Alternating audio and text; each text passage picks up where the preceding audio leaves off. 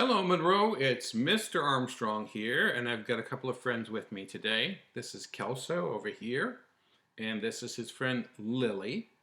And I'm going to read a story to you today about Kelso and Lily, about how Kelso gives Lily a little help in solving a small problem. This story comes from a book called Willow Pond, and Willow Pond is the place where Kelso and Lily live. Here's the story.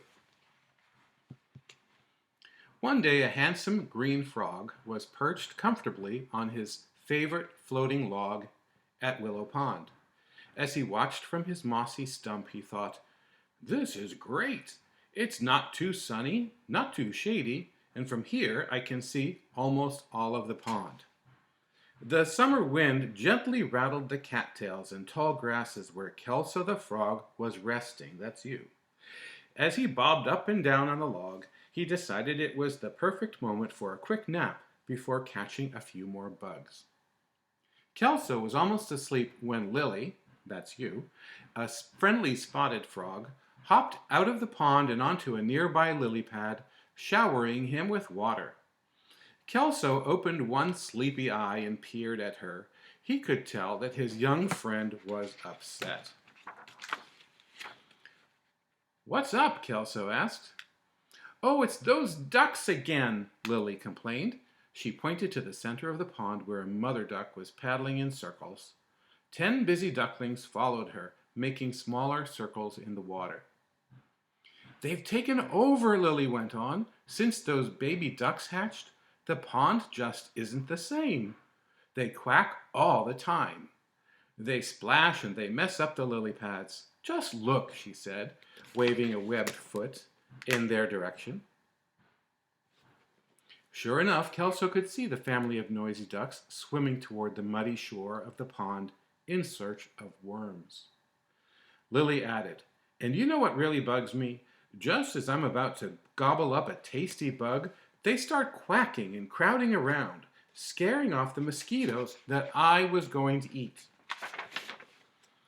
Now, Kelso was known for being a pretty cool frog, as frogs go, and he knew that Lily wanted some advice for handling the problem. With a croak, he asked her, "Well, do you think that this is a big problem that is scary or frightening?" "What?" she replied. "I am not scared of those ducks. They can't hurt me. I guess that I'm just sort of mad at them."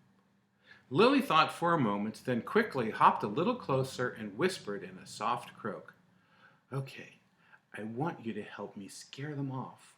We could sneak up really close, jump out of the water, and frighten them away." Kelso peered at her and blinked. "Well, Lily, that might make them and the other ducks mad at you. Besides, some of the ducklings could get hurt if we chased them and fought with them." Lily squinted her eyes and thought, "Well, then let's tell all the other animals here at Willow Pond not to like them. We'll say the ducks are trying to take over and—" Kelso interrupted her. "Well, they're not really trying to take over, Lily.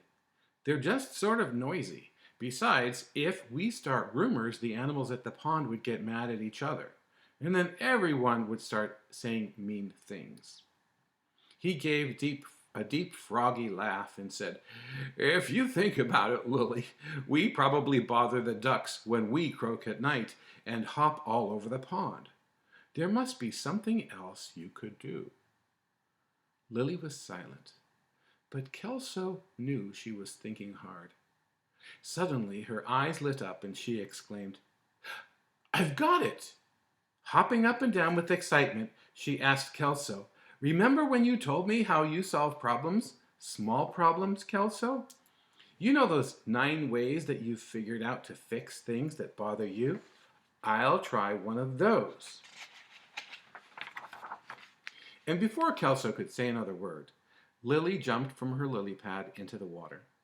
With a smile, he realized that Lily had found a way to solve her problem with the ducks, and as he drifted happily to sleep on the gently bobbing log, Kelso wondered which choice she had decided to use.